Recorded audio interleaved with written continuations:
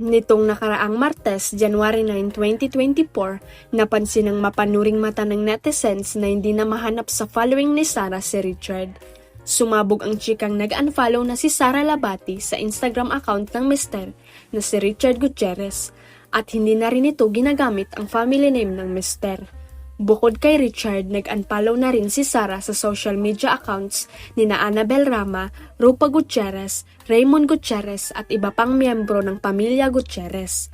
Samantala, patuloy pa ring pinapollow ni Sarah ang social media accounts ng mga anak ni Rufa na sina Lorin at Venez.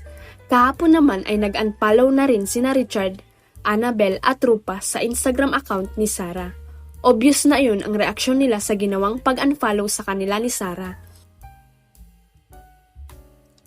Pinalitan na rin ni Sarah ang kanyang IG name mula sa SLG na nangangahulugang Sarah Labati Gutierrez na simpleng Sarah Labati na. Si Raymond din ay nag-unfollow na kay Sarah ng bandang 2:20 ng hapon nitong Martes. Nakarating din kasi sa twin brother ni Richard ang ginawang pag-unfollow sa kanila ni Sarah. Nasa Los Angeles, California si Raymond at may tumawag sa kanya para ikwento ang pag-unfollow sa kanila ng kanyang sister-in-law. Ayon sa Abante, naaliw daw sila kay Annabel Rama nang makausap nila ito at ikinuwento na sila ang kinukulit sa pag-unfollow sa kanila ni Sarah.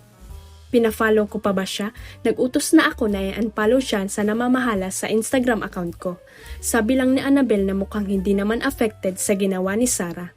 Samantala, matatandaan kamakailan lang ay spotted si Richard sa isang gastropub sa Alabang kasama ang aktres na si Barbie Imperial bago nangyari ang nasabing unfollowan. Huwag kalimutang i-click ang subscribe button at i-ring ang notification bell para sa latest at legit chika updates.